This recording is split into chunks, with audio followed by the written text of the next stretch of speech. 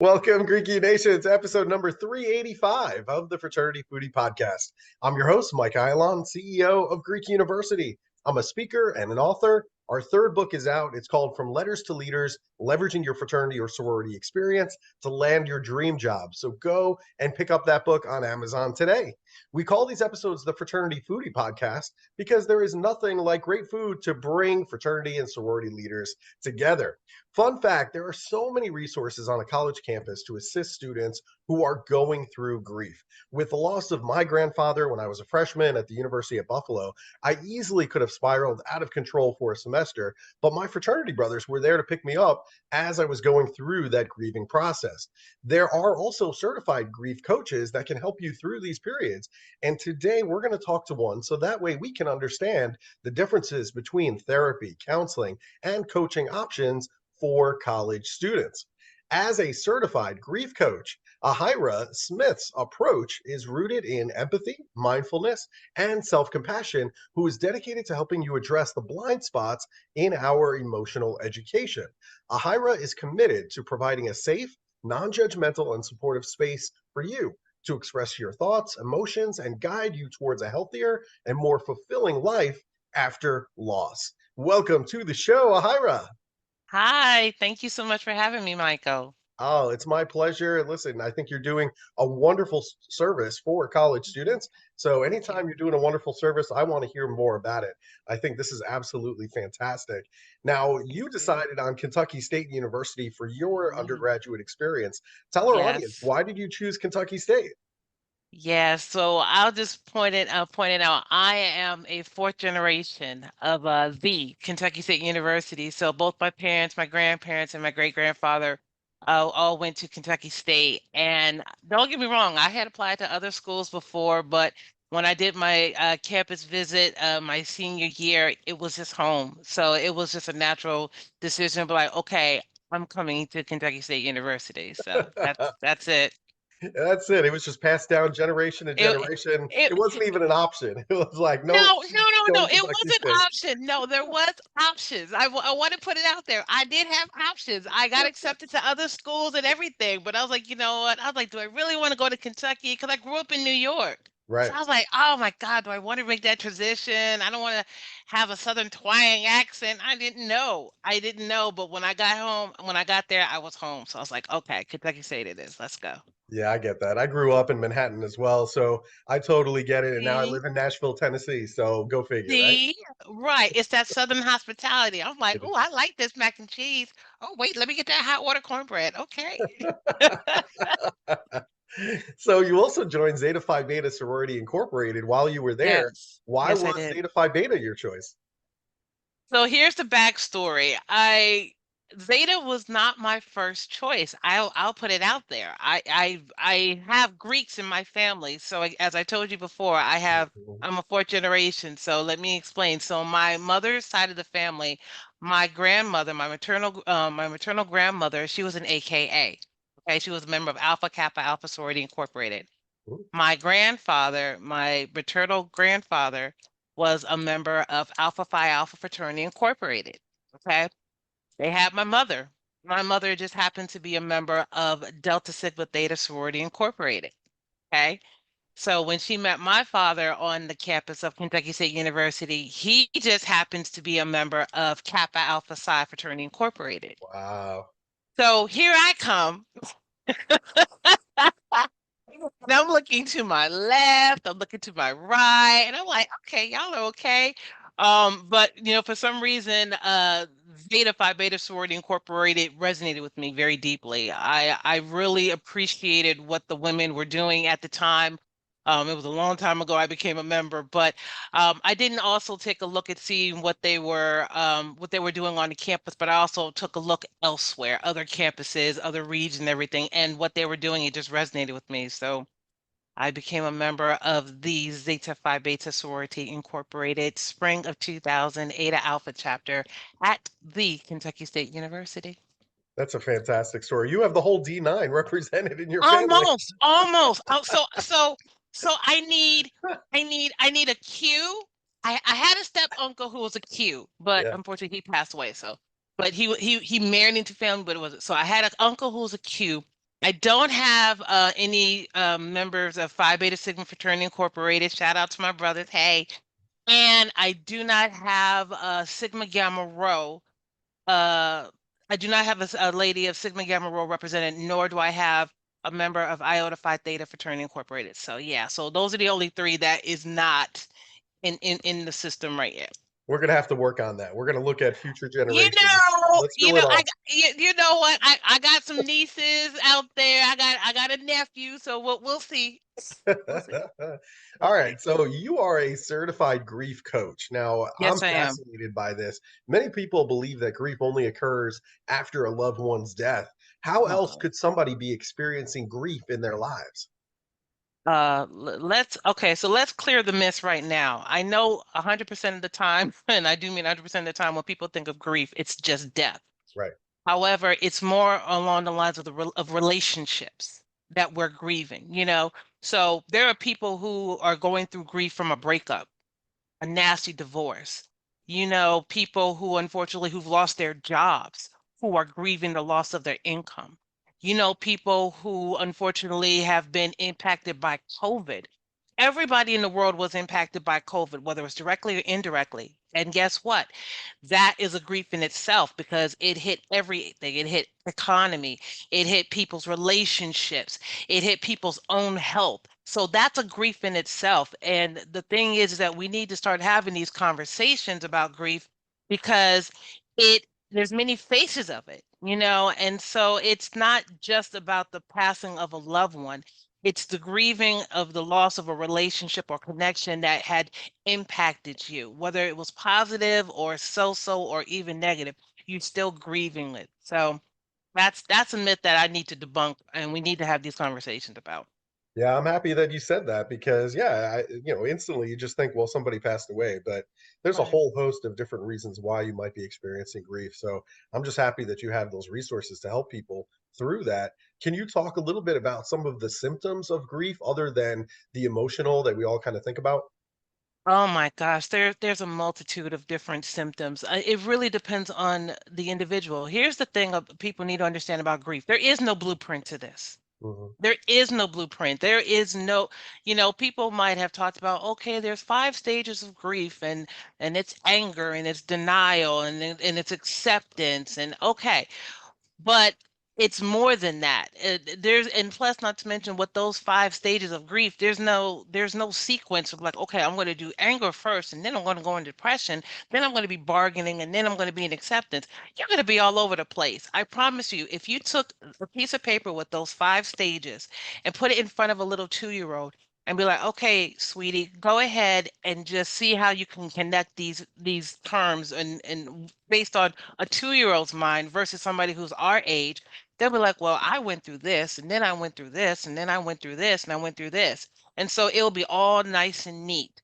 But if you, in reality, if you look at the 2-year-old's paper and you see it scribbling all over, that's grief. So, you know, in itself, I've seen people who have been physically ill because of grief because they're not able to express it, they're not able to talk about it. I've seen people who've been mentally impacted by that. I mean, we know the emotional, but mentally not able to remember things or, you know, just an overload of sensory of emotions that's impacting them to where they're sensitive to touch. I've seen people who have been in the hospital, they might have gotten ulcers because of grief. So it's physical, it's emotional, it's spiritual. People's relationships with their belief system has been shattered or has been shaken up. So it's again, there's so many different faces of it that we just don't talk about it. And part of the reason why is that we were not given permission to grieve. We live in a society where, you know, if you have somebody who lost a parent and they're at work, they give you most companies or organizations give you like 3 days to grieve. They give you 3 days off and then you got to go back to work. So you're telling me that my mom or my dad just died and you're expecting me to come back after 3 days and do these classes? You're expecting me to to pass this test when I just lost my mother? And this is just the immediate. Let's not talk about what happens after the fact, after they're laid to rest and Mm. after you have the repast. We got to do the will. Oh, who's the executive of the state? We got to do the affairs. What's going to happen to the house? What's going to happen to all the belongings? And that's just within your own mind. Let's not forget about those people who come at you like, oh, well, what are you going to do with your sister's belongings? Or what's going to happen with that car? Did your dad tell you anything about what you're going to do with the house? And you were like, wait, whoa, wait, huh? Oh, you have a paper due. Wait, pause. I just buried my dad, and you want me to focus on getting this 20-page paper? Okay, stop. So that's just the reality of grief. And again, it impacts people differently. It's all over the place. Well, you're definitely opening my mind now to lots of different, physical, emotional, spiritual ways that Yeah, people express grief. Now, many of the college student listeners, they will experience some grief. It right. could be at college, it could be the loss of a Yeah. grandparent, for example, like what happened to me. So I'm trying to get an idea of what the grief coaching session looks like. So, how can you help them within this grief coaching session? So the what I do, first of all, I make sure that the environment that I'm providing, the space that I'm providing is organic, it's authentic, it's supportive, it's intentional, most importantly, it's safe. That's the number one thing for me because I need to be in that place to handle the subject that's in front of us. And what I'm going to be speaking with you about, it's got to be something that's going to be a conversation. I don't like talking at people. I don't like talking to people because I don't like it done to me. So I have to be mindful that this is a very sensitive and it could be a very in-depth conversation. And it just depends on the person's intentions on whether or not they're ready to dive deep into the moment moving forward versus maybe a counselor and a therapist who are going behind the scenes like how's the history, how did it get to this point right here where I'm focusing on the present moment, I'm focusing on what's happening right now to help you navigate through those trenches and those deep waters of your own grief towards healing and get you back in the present moment. There have been multiple conversations where I have people who are in the moment but not present because the moment for them could have still been at the funeral 3 weeks ago. The moment for them could have been when they heard the diagnosis of their grandmother getting cancer 5 months ago. They're still in that moment. I need to get with you in the present moment. So, for an example, you have a student who is dealing with a breakup of a relationship, which is a grief. They with that person for for 5, 6 months, and they were invested, but then something happened, So we have to talk about the moment, what is impacting you now that is hindering you to move forward or to let go, or even to get you to a place of comfort to express yourself, to use your voice, to be transparent about that. Because again, based off people's upbringing and in the society and in the culture that person's brought up, and they're like, we're not supposed to talk about this, or we're not supposed to engage in conversation like this. It happens, it's part of growing pains, it's life. Yeah, all that is true.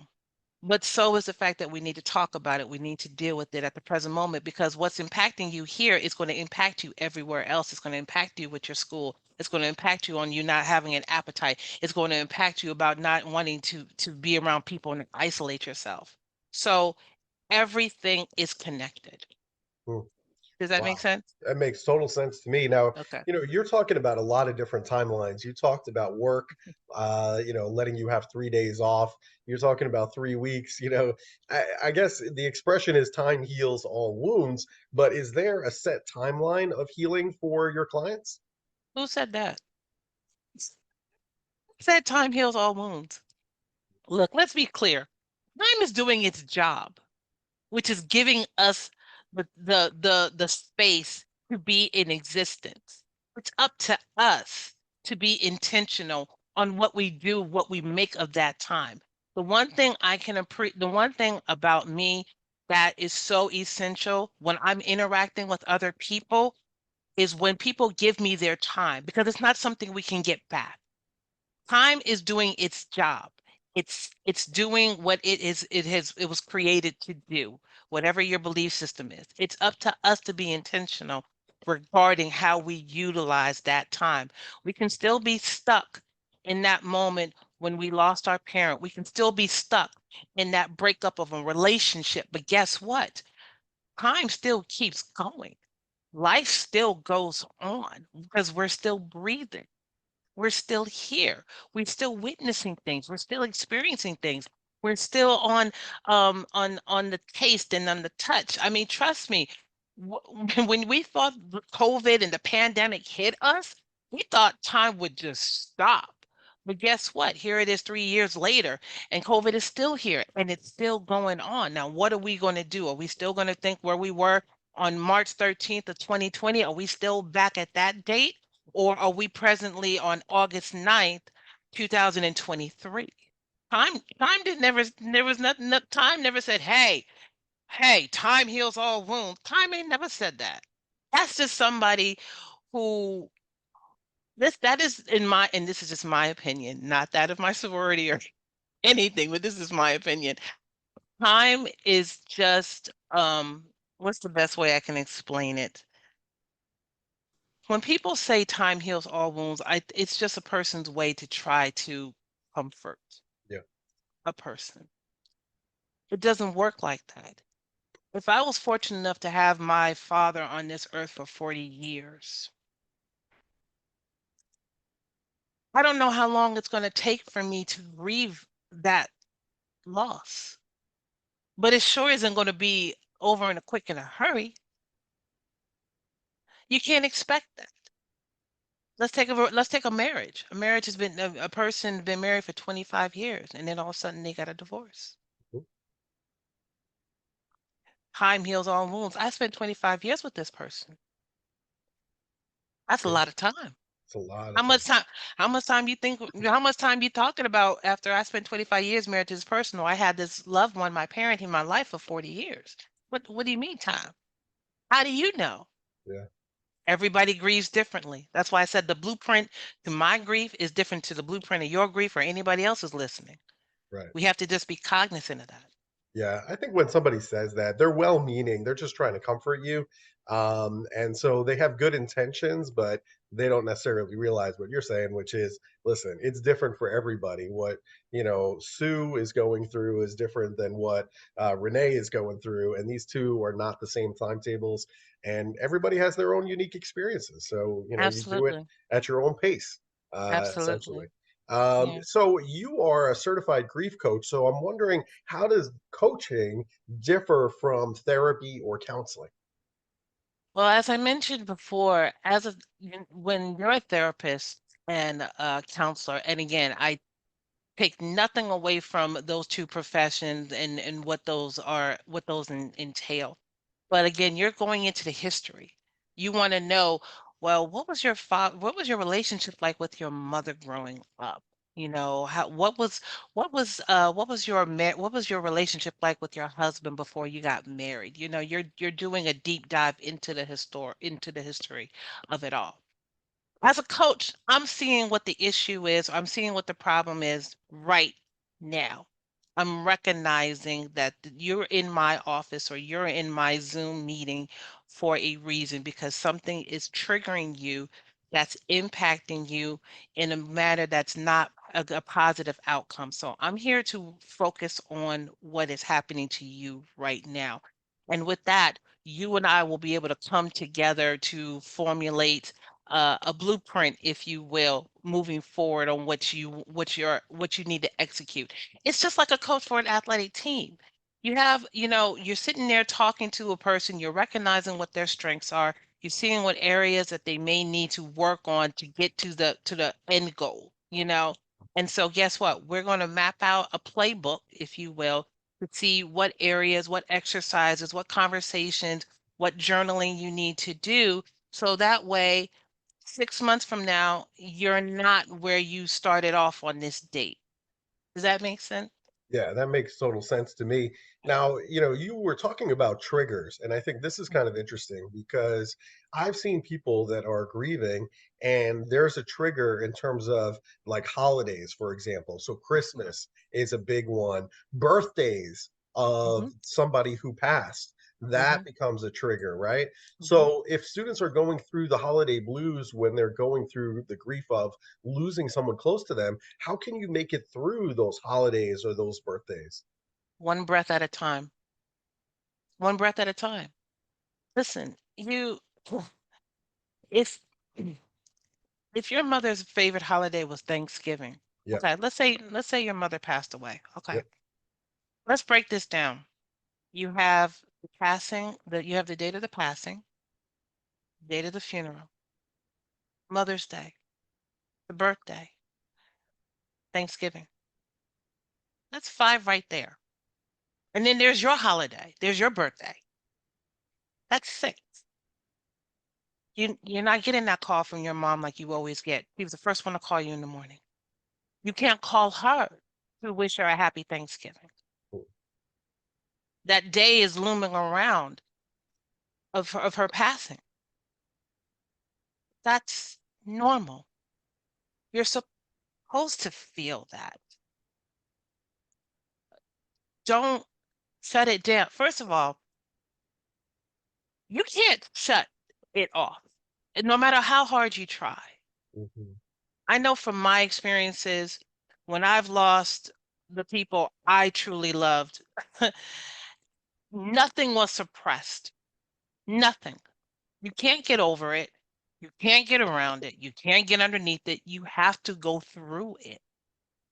So, whether it's one breath at a time, whether it's a moment you're like, you know what, I don't want to be around anybody for the holidays. I just kind of want to just meditate, be by myself. I don't want my negative energy to bring down everybody else's negative, energy down.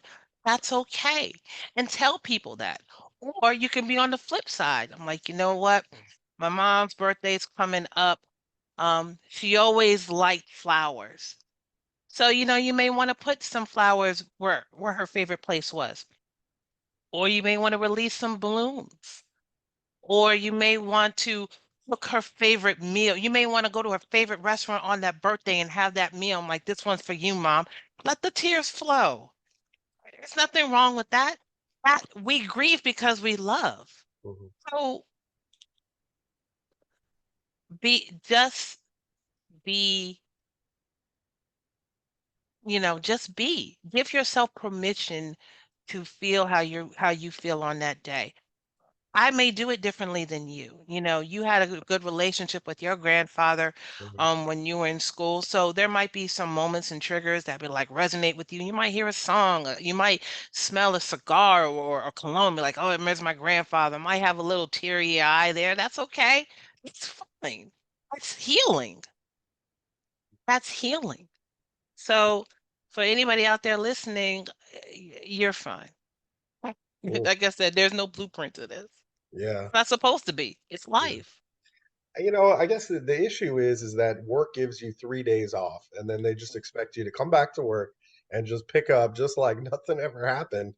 I mean, is it better to just move through this as quickly as possible so that way you can move on with your life, or do you just encourage them to take as long as they need? Take as long as you need. Again, I was in a relationship with somebody for 23 years before my divorce became finalized. I can't get over that quickly. That's 23 years in my life I can't get back. Not to say that I would. Right. I had my parents when I was up into my 40s. You expect me to get over it really quickly? I'll tell you a real quick story. My father passed away in 2018. And probably about a week or so after everything had happened, I came back to work. One of my colleagues actually looked at me dumbfounded. He's like, "What are you doing here?" I said, "I'm coming back to work." He's like, "Why?" I was like, Hmm. "Because I work here." And he's like, "Your dad just died." Yeah, I know. He's like, "You shouldn't be here." You're probably right, but I'm here because I know that's what my dad would have wanted, Yeah. but it wasn't what I needed. There's a difference. Yeah. Yeah, I feel that. I mean, I'm just, I'm so professionally focused. I'm always focused on the mission. And somehow I feel like I should just get back to work because that's going to help me to get over it quicker if I'm like distracted. Does that make sense? Yeah, but why are you trying to get over it? You loved your grandfather. You Yeah. loved that person. Why are you trying to get over it? Yeah.